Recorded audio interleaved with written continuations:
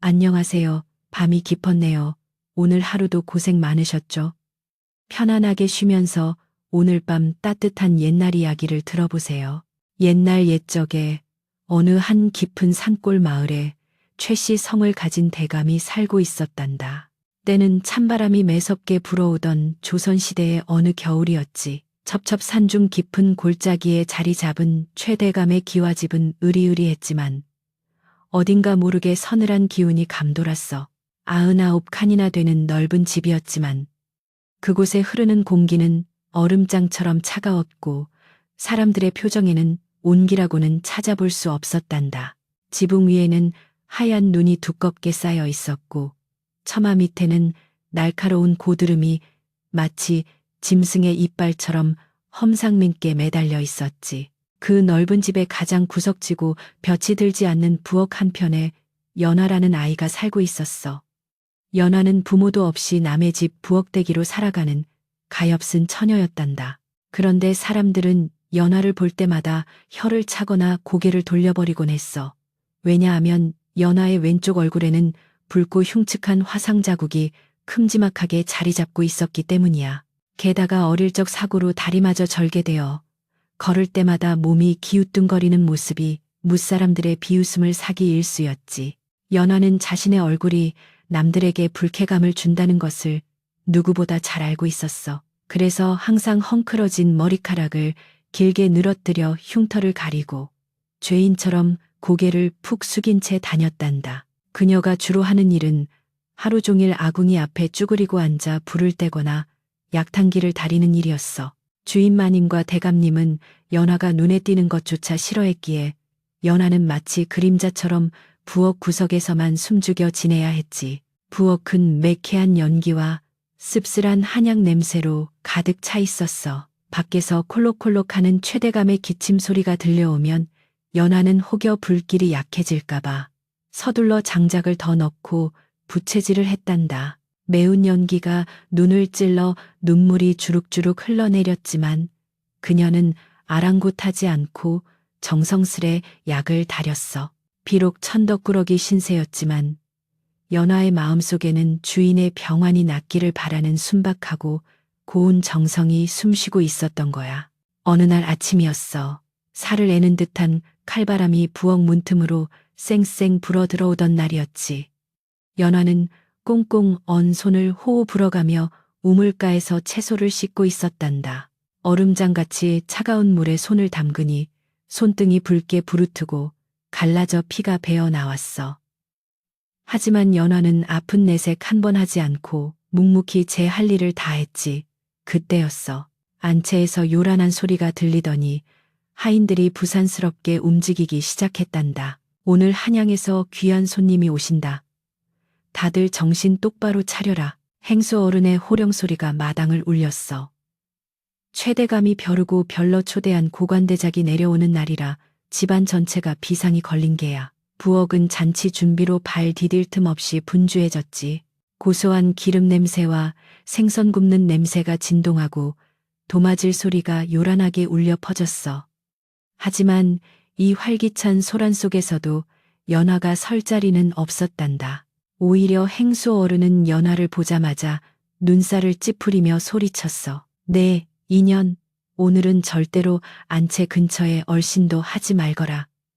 귀한 손님이 오시는데 재수없게 그 흉측한 얼굴을 보였다가는 경를 칠 줄 알아라. 연화는 아무 말 없이 고개를 숙이며 뒷걸음질 쳤어. 가슴 한구석이 옥신거렸지만 이런 대우가 하루 이틀이 아니었기에 꾹 참아내야만 했지.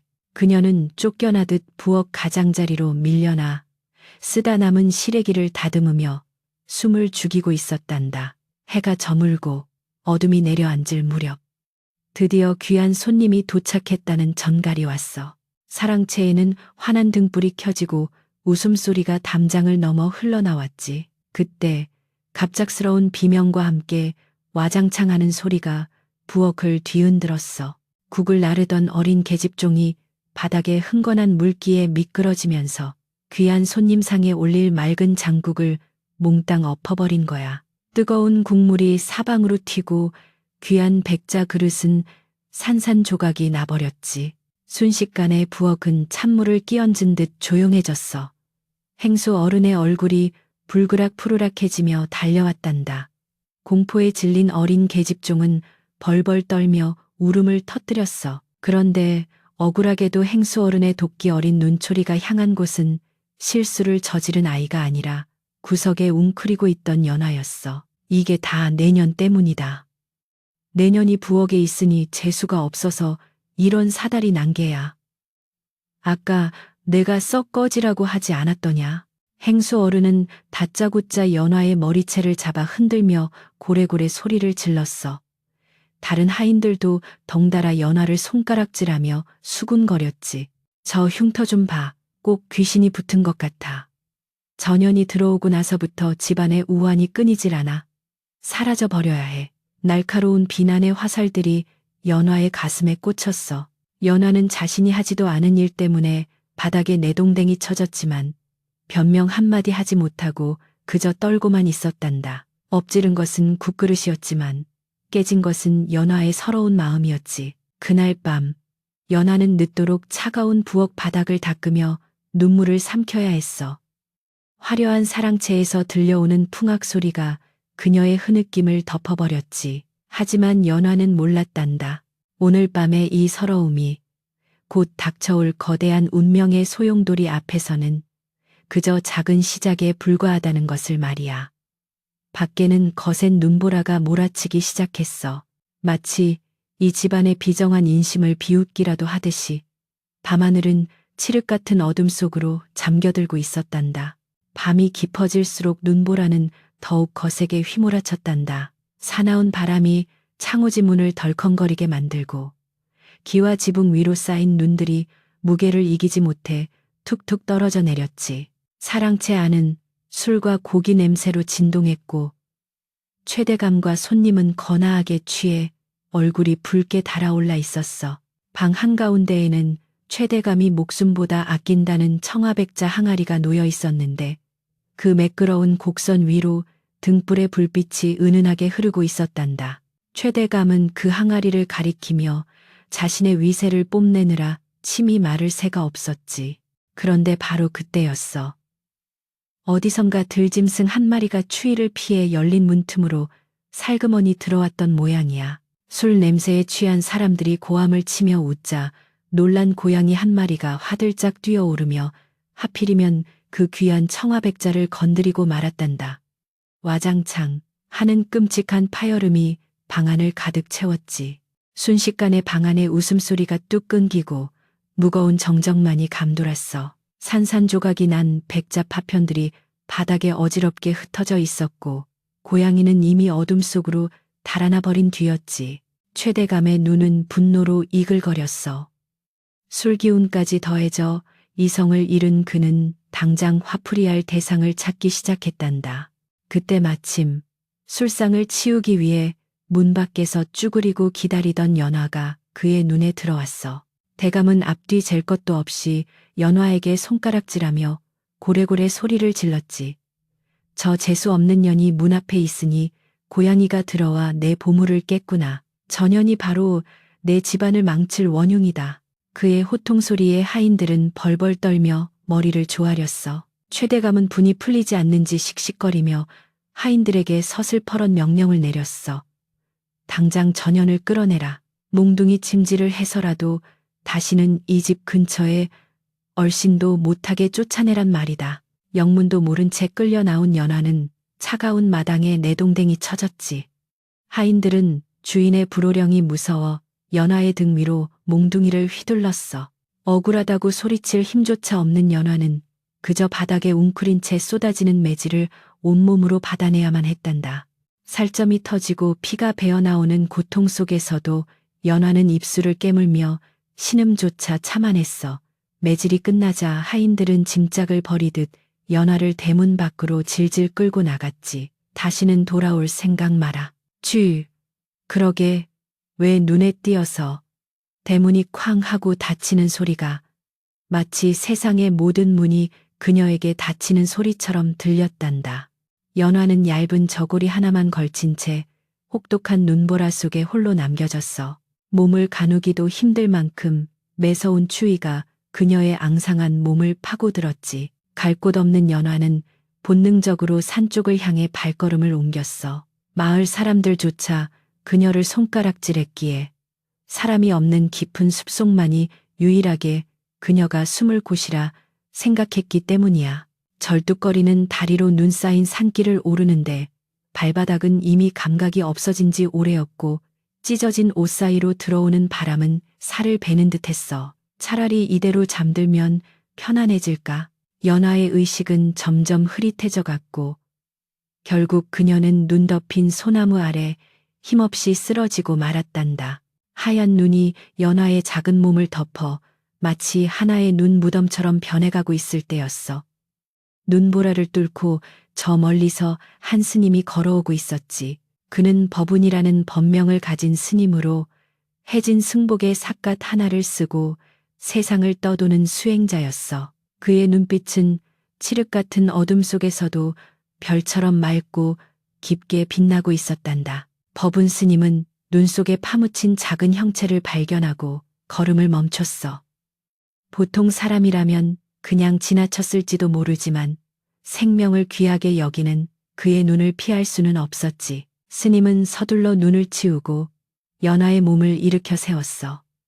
차갑게 식어가는 몸에서 아직 미세한 온기가 남아있음을 느낀 스님은 자신의 겉옷을 벗어 그녀를 감싸 안았단다. 그때 스님의 눈에 연하의 얼굴을 뒤덮은 붉은 흉터가 들어왔어. 하지만 스님은 찡그리기는커녕 그 처참한 모습 뒤에 숨겨진 가여운 영혼을 보며 깊은 연민의 탄식을 내뱉었지. 이토록 귀한 생명이 어찌하여 이리 모진 고통을 겪었는고. 스님은 지체 없이 연하를 등에 업고 산 중턱에 있는 다 쓰러져가는 암자로 향했어. 그 암자는 서남이라 불리는 곳으로 오랫동안 사람의 발길이 끊겨 잡초가 무성하고 지붕에는 구멍이 뚫린 폐가나 다름없었어. 하지만 법운 스님에게는 비바람을 피할 수 있는 것만으로도 충분했지. 스님은 능숙한 솜씨로 아궁이에 불을 지피고 눈을 녹여 따뜻한 물을 만들었어. 타닥타닥 타오르는 장작불의 온기가 차가운 방안을 서서히 데우기 시작했지.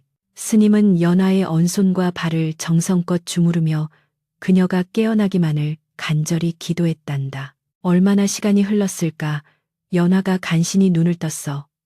낯선 천장과 따뜻한 공기에 놀란 그녀는 황급히 몸을 일으키려다 쓰러질 뻔했지. 자신의 흉측한 얼굴을 낯선 사내에게 보였다는 수치심에 연하는 본능적으로 옷자락으로 얼굴을 가리며 구석으로 몸을 움츠렸어. 그런 그녀를 보며 법운 스님은 인자한 미소를 지으며 따뜻한 물 한 그릇을 내밀었단다. 두려워 마시오. 겉모습은 껍데기에 불과할 뿐 당신의 생명은 그 무엇보다 고귀하오. 스님의 따뜻한 말 한마디가 얼어붙었던 연화의 마음을 녹이는 듯했어. 태어나서 처음으로 혐오가 아닌 진심 어린 걱정이 담긴 눈빛을 받은 거야.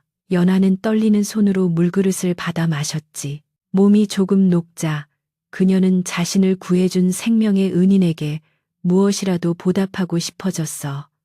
하지만 가진 것이라고는 아무것도 없는 처지였지. 그때 부엌 구석에 말라 비틀어진 판뿌리와 묵은 잎사귀들이 눈에 들어왔어. 예전에 누군가 약초를 말리다 두고 간 것들이었지. 연화는 아픈 몸을 이끌고 밖으로 나가 깨끗한 눈을 받아왔어. 그리고는 그 볼품없는 뿌리와 잎들을 정성스레 손질에 솥에 넣고 끓이기 시작했단다. 최대감 집 부엌에서 수없이 약을 다리며 익힌 솜씨였지만 이번에는 달랐어. 두려움과 의무감이 아닌 오로지 감사하는 마음과 정성만을 담아 불을 조절했지. 뭉근하게 끓어오르는 찬물에서는 소박하지만 깊은 흙냄새와 은은한 향기가 피어올랐어. 연하는 깨진 사기 그릇에 차를 담아 조심스레 스님 앞에 내려놓았단다. 법운 스님은 기대 없이 찻잔을 들어 한 모금 마셨어.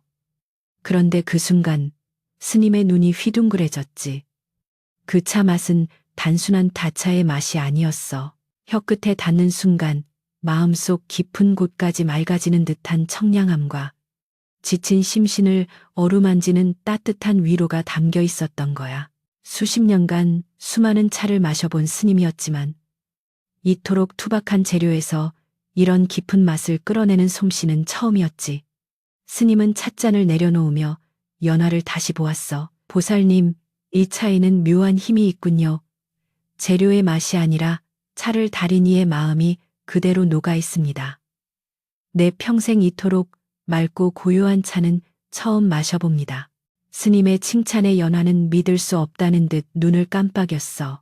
그저 흉물 취급만 받던 자신이 누군가에게 기쁨을 줄 수 있다는 사실이 꿈만 같았지. 법운 스님은 그녀의 흉터가 아닌 그 안에 숨겨진 보석 같은 재능과 고운 심성을 단번에 꿰뚫어 본 거야.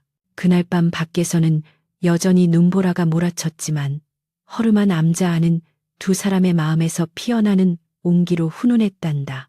이것이 바로 기구한 운명을 타고난 연화의 인생이 뒤바뀌기 시작한 운명적인 밤이었지. 혹독했던 겨울바람이 물러가고 어느덧 서남사 주변 산골짜기에도 따스한 봄 기운이 스며들기 시작했단다. 겨우내 꽁꽁 얼어붙었던 계곡물이 졸졸 흐르는 소리가 들려오고 앙상했던 나뭇가지마다 연두색 새순이 수줍게 고개를 내밀었지. 세상 만물이 긴 잠에서 깨어나는 이 계절에 죽어가던 연화의 삶에도 푸른 생명력이 움트고 있었어. 법운 스님의 보살핌과 산속의 맑은 공기는 연화에게 더할 나위 없는 명약이었단다. 연화는 더 이상 예전의 주눅든 부엌대기가 아니었어. 물론 얼굴의 붉은 흉터와 저는 다리는 그대로였지만 그녀의 눈빛만은 맑은 호수처럼 깊고 투명해졌지. 스님은 연화에게 산과 들에 널린 풀과 나무의 성질을 가르쳐 주었어.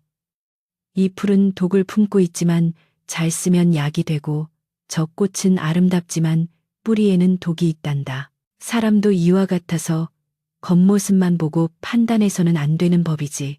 스님의 가르침을 스펀지처럼 빨아들인 연화는 산을 오르내리며 약초를 캐고 차를 만드는 일에 몰두했어. 연화에게는 남들이 갖지 못한 특별한 재주가 있었단다. 바로 식물들이 내뿜는 미세한 향기와 기운을 읽어내는 능력이었지. 그녀는 어떤 잎을 언제 따야 가장 좋은 맛과 효능을 내는지 본능적으로 알고 있었어. 이른 새벽 이슬이 마르기 전 그녀가 절뚝거리는 걸음으로 산을 오를 때면 산새들도 그녀를 반기듯 지저귀었단다. 연화는 감사하는 마음으로 잎을 따고 정성껏 뎁고 말려 자신만의 차를 만들었어. 그녀는 이 차에 향신항신, 즉 향기로운 마음이라는 이름을 붙였지. 어느 날 산에서 나무를 하던 늙은 나무꾼이 지친 몸을 이끌고 암자 앞을 지나가게 되었어. 허리가 굽고 기침을 콜록거리는 그를 본 연화는 말없이 다가가 따뜻한 향심차 한 잔을 건넸단다. 나무꾼은 흉터가 있는 연화의 얼굴을 보고 짐짓 놀랐지만 코끝을 스치는 은은한 차향기에 이끌려 찻잔을 받아들었지. 이 깊은 산중의 웬 처자가 의아해하며 차를 한 모금 마신 나무꾼의 눈이 번쩍 뜨였어. 목구멍을 타고 넘어가는 따뜻한 기운이 찌뿌둥하던 몸의 피로를 씻은 듯이 풀어주었기 때문이야. 그뿐만이 아니었어. 가슴 한구석에 맺혀있던 알 수 없는 답답함과 화가 눈 녹듯 사라지고 마음이 평온해지는 것을 느꼈지. 나무꾼은 연거푸 감탄하며 물었어. 도대체 이것이 무슨 물이오?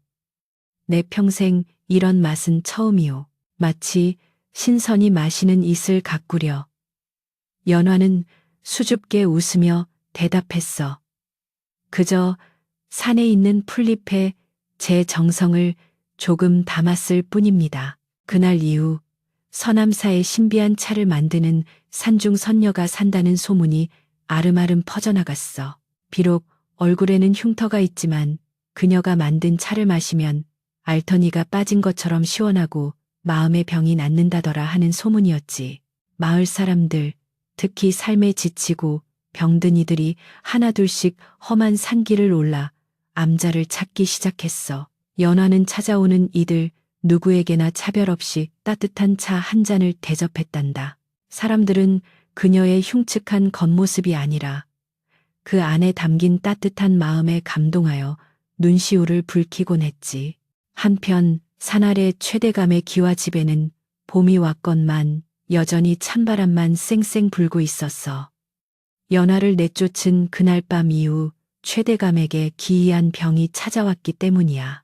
밤마다 악몽에 시달리며 식은땀을 흘렸고 아무리 좋은 이불을 덮어도 뼛속까지 스며드는 한기를 떨쳐낼 수가 없었어. 전국의 용하다는 의원들이 줄을 지어 드나들며 값비싼 약재를 써보았지만 백약이 무효했지. 대감의 성격은 날이 갈수록 포악해져서 하인들은 숨소리조차 크게 내지 못하고 벌벌 떨며 지냈단다. 내 돈이 얼마나 많은데 고작 이따위 불면증 하나 못 고친단 말이냐. 최대감은 쭈란 눈으로 소리를 질러댔지만 돌아오는 것은 자신의 메아리뿐이었어.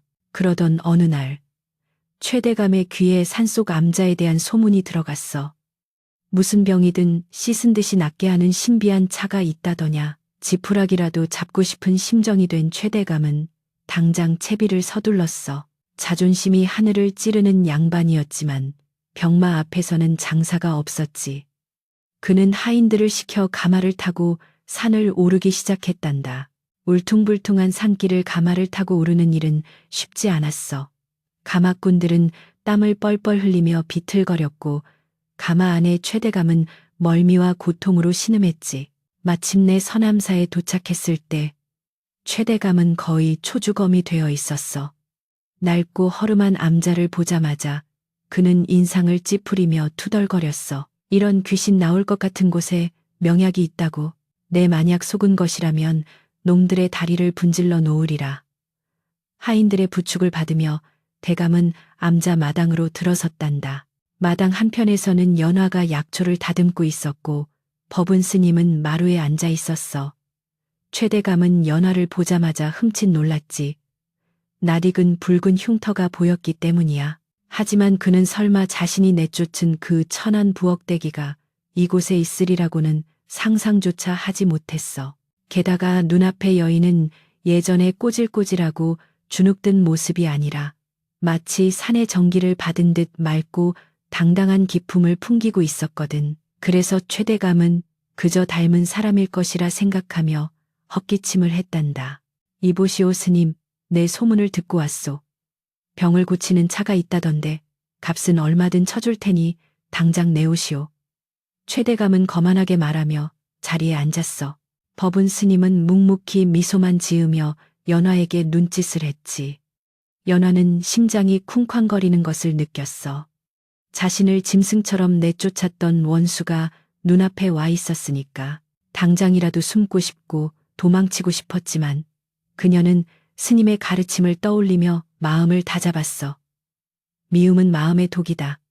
나는 이제 예전의 연화가 아니다. 연화는 떨리는 손을 진정시키며 찬물을 끓였어. 그리고 가장 정성스럽게 갖은 찻잎을 다관에 넣고 물을 부었지. 향긋한 김이 피어오르자 연화는 찻잔을 받쳐들고 최대감 앞으로 다가갔어. 최대감은 연화의 얼굴을 힐끔 쳐다보며 찜찜한 표정을 지었지만 코를 찌르는 향기에 이끌려 찻잔을 입으로 가져갔단다. 그는 단숨에 차를 들이켰어. 병이 낫기를 바라는 간절한 욕망과 함께 말이야. 그런데 바로 그 순간이었어.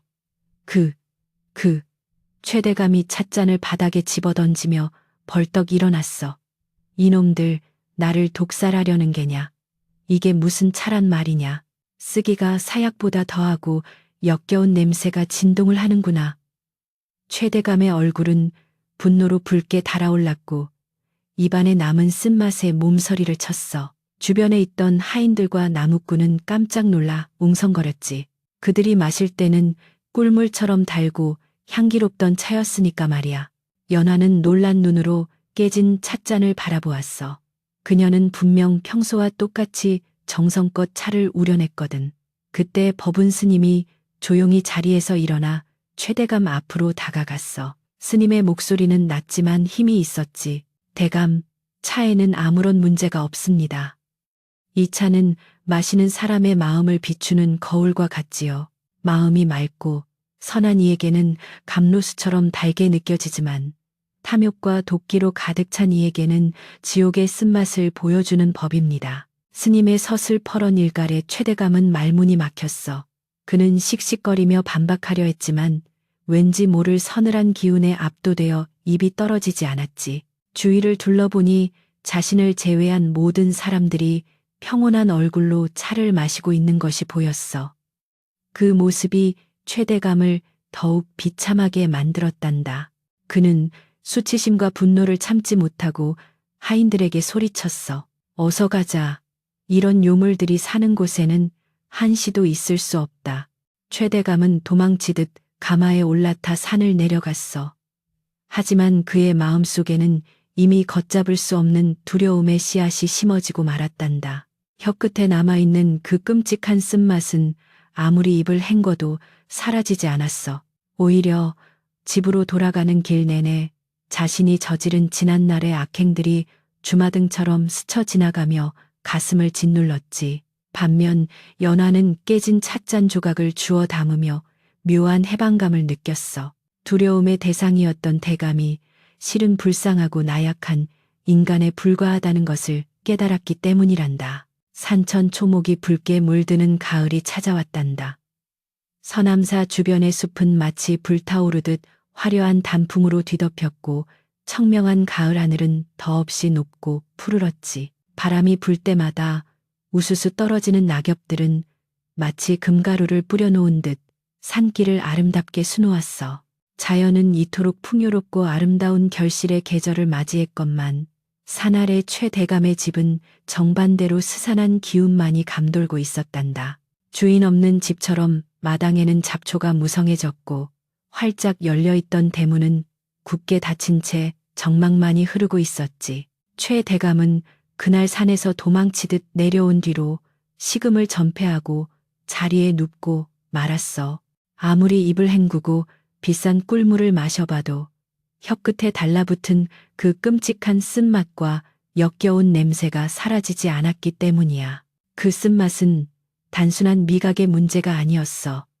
그것은 평생을 탐욕과 이기심으로 살아온 자신의 삶이 썩어 들어가는 냄새였고 남을 짓밟고 쌓아 올린 죄악의 맛이었단다.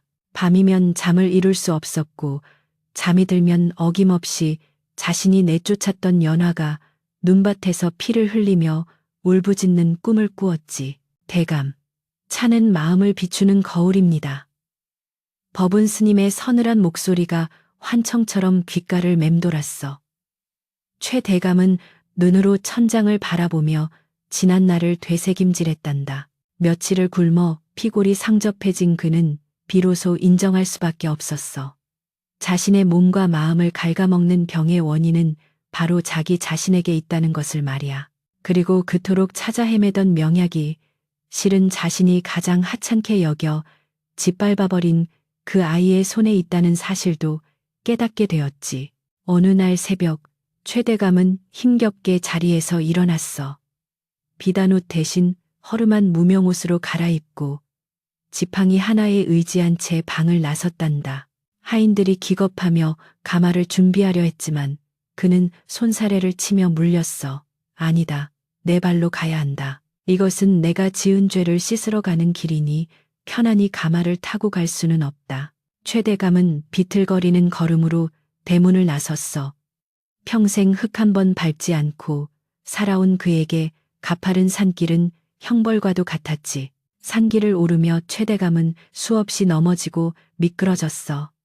날카로운 돌부리에 걸려 무릎이 깨지고 가시덤불에 긁혀 옷이 찢어지고 살점이 떨어져 나갔단다. 숨이 턱끝까지 차올라 심장이 터질 것 같았지만 그는 멈추지 않았어. 차가운 흙바닥에 얼굴을 쳐박고 거친 숨을 몰아쉴 때마다 그는 지난 겨울 맨발로 쫓겨났던 연화의 고통을 뼈저리게 느꼈지. 내가 짐승만도 못한 짓을 했구나. 최대감의 눈에서 뜨거운 참회의 눈물이 흘러내려 흙먼지와 뒤섞였어. 해가 중천에 떴을 무렵 만신창이가 된 최대감은 마침내 서남사 마당에 도착했단다. 거짓골이나 다름없는 몰골로 나타난 그를 보고 암자에 있던 사람들은 깜짝 놀라 길을 터주었어. 연화는 마루에 앉아 찻잎을 말리고 있다가 비틀거리며 걸어오는 노인을 보고 자리에서 일어났지. 최대감은 연화를 보자마자 지팡이를 던져버리고 그 자리에 털썩 무릎을 꿇었어. 천하의 최대감이 천안 부엌대기 앞에서 무릎을 꿇은 거야. 연하야, 아니, 보살님, 이 죄 많은 늙은이를 용서하시오. 최대감의 목소리는 갈라지고 떨렸어. 그는 땅바닥에 머리를 쿵쿵 크며 오열했단다. 내가 눈이 멀어 귀한 사람을 알아보지 못하고 내 욕심에 취해 죄 없는 너를 사지로 내몰았구나. 내 병은 내 마음이 썩어서 생긴 것임을 이제야 알았다. 부디 나를 살려달라는 말은 하지 않겠다. 그저 내 죄를 뉘우칠 수 있게만 해다오. 연화는 묵묵히 그 모습을 지켜보았어. 예전 같았으면 두려움에 떨었겠지만 지금 그녀의 마음은 가을 호수처럼 고요했단다. 그녀는 눈앞의 노인에게서 더 이상 서슬퍼런 대감의 위세를 느낄 수 없었어. 그저 고통과 후회로 얼룩진 가여운 한 영혼만이 보일 뿐이었지. 연하는 조용히 다가가 흙투성이가 된 최대감의 손을 잡고 일으켜 세웠어. 그녀의 손길은 따뜻하고 부드러웠지. 연하의 얼굴에 있는 붉은 흉터가 가을 햇살을 받아 묘하게 빛나 보였어. 대감마님, 일어나세요. 지난 일은 이미 바람에 실려 지나갔습니다. 중요한 것은 지금 마님께서 이곳까지 걸어오신 그 마음입니다. 연하는 최대감을 마루에 앉히고 다시 한번 차를 우려내기 시작했어. 이번에도 똑같은 찻잎, 똑같은 물, 똑같은 정성이었지. 쪼르륵 맑은 찬물이 찻잔에 담기는 소리가 적막한 암자에 울려 퍼졌어. 연하는 두 손으로 공손히 찻잔을 받쳐들고 최대감에게 건넸단다. 최대감은 떨리는 손으로 찻잔을 받아들었어. 지난번에 그 끔찍했던 쓴맛이 기억나 순간 주저했지만 그는 눈을 질끈 감고 차를 입에 머금었지. 그런데 놀라운 일이 벌어졌어. 입안에 퍼지는 맛은 쓰디쓴 독이 아니라 마치 꿀을 탄 듯 달콤하고 향긋한 감로수였던 거야. 목구멍을 타고 넘어가는 따뜻한 기운이 얼어붙었던 그의 오장육부를 부드럽게 감싸 안았어. 아, 최대감의 입에서 긴 탄성이 흘러나왔지. 답니다. 정말로 답니다. 내 평생 이토록 맛있는 차는 처음이오. 최대감은 찻잔을 부여잡고 어린아이처럼 엉엉 울음을 터뜨렸어. 그 눈물은 그동안 쌓였던 도끼와 탐욕을 모두 씻어내는 정화의 눈물이었지. 차 한 잔이 그의 몸에 남아있던 병맛뿐만 아니라 마음속 깊이 박혀있던 아집과 오만함까지 씻어내려 준 거야. 법은 스님은 그 모습을 보며 빙그레 미소를 지었단다. 이제 되었습니다. 대감의 마음이 맑아지니 차맛도 본연의 맛을 찾은 것입니다. 그날 이후 최대감은 완전히 다른 사람이 되었어. 산을 내려간 그는 곡간을 활짝 열어 가난한 이웃들에게 곡식을 나누어 주고 억울하게 뺏었던 땅들을 모두 주인에게 돌려주었지. 으리으리했던 기와집은 마을 서당으로 내어주고 자신은 조그만 초가집으로 거처를 옮겨 소박하게 살기 시작했단다. 비록 재산은 없어졌지만 그의 얼굴에는 예전에는 볼 수 없었던 평온한 미소가 감돌았어. 마을 사람들도 더 이상 그를 욕하지 않고 뒤늦게나마 참된 어른이 된 그에게 인사를 건네게 되었지. 계절이 몇 번이나 바뀌고 다시 봄이 찾아왔을 때 서남사는 몰라보게 달라져 있었어. 최대감이 시주한 돈으로 허물어져 가던 암자를 고치고 약초를 말릴 수 있는 건조장도 새로 지었거든. 하지만 무엇보다 가장 큰 변화는 그곳이 사람들의 발길이 끊이지 않는 치유의 장소가 되었다는 거야. 몸이 아픈 사람, 마음이 다친 사람, 세상살이에 지친 사람들이 아름아름 찾아와 연화가 다려주는 향심차를 마시며 위로를 얻고 돌아갔지. 연화는 더 이상 얼굴을 가리고 다니지 않았어. 사람들도 그녀의 붉은 흉터를 흉측하게 보지 않았단다. 오히려 그 흉터는 시련을 이겨내고 피어난 붉은 꽃처럼 그녀의 강인함과 자애로움을 상징하는 증표처럼 여겨졌지. 사람들은 그녀를 산속의 보살님이라 부르며 존경과 사랑을 보냈어. 절뚝거리는 걸음걸이조차 이제는 춤을 추듯 우아하게 보일 정도였지. 어느 맑은 날 아침 법은 스님은 바랑을 메고 길을 떠날 채비를 했어. 연화가 놀라 물었지. 스님, 어디로 가시렵니까? 부디 이곳에 머물러 저를 더 이끌어 주십시오. 하지만 스님은 고개를 가로저으며 온화하게 웃었어. 연화야, 너는 이미 나보다 훌륭한 치유자가 되었다. 네가 만드는 차에는 내가 흉내낼 수 없는 따뜻한 자비심이 담겨 있지. 이제 이곳은 너의 세상이다. 나는 또 다른 인연을 찾아 바람처럼 떠날 뿐이다. 스님은 연화의 머리를 한번 쓰다듬어 주고는 뒤도 돌아보지 않고 산길을 내려갔어. 연화는 스님의 뒷모습이 보이지 않을 때까지 오랫동안 합장하고 서 있었단다. 스님이 떠난 자리에 벚꽃잎이 눈처럼 흩날렸지. 비록 스승은 떠났지만 연화는 외롭지 않았어. 그녀의 곁에는 따뜻한 차가 있고 그 차를 필요로 하는 이웃들이 있었으며 무엇보다 스스로를 사랑할 수 있게 된 단단한 마음이 있었으니까. 세월이 흘러 연화도 꼬부랑 할머니가 되었지만 서남사에는 여전히 차향기가 끊이지 않았단다. 사람들은 힘든 일이 있을 때면 산을 올려다보며 생각했지. 저 높은 곳에 우리를 위해 따뜻한 차를 끓이고 있는 고마운 분이 계시다고 말이야. 눈보라 치던 밤, 버려진 채 죽어가던 소녀가 스스로의 운명을 바꾸고 세상의 향기를 전하는 꽃이 된 이야기. 그 이야기는 바람을 타고 지금까지도 우리 곁에 은은한 차향기처럼 전해져 내려오고 있단다.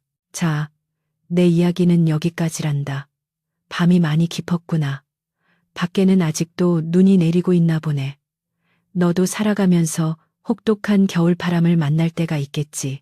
그럴 때면 기억하렴. 겉모습의 상처나 남들의 시선 따위는 중요하지 않다는 것을. 진정으로 중요한 것은 내 마음속에 품은 향기라는 것을 말이야. 그 향기만 잃지 않는다면 언젠가 너의 인생에도 반드시 따뜻한 봄날이 찾아올 게다. 그럼 안녕히 편안한 꿈 꾸거라.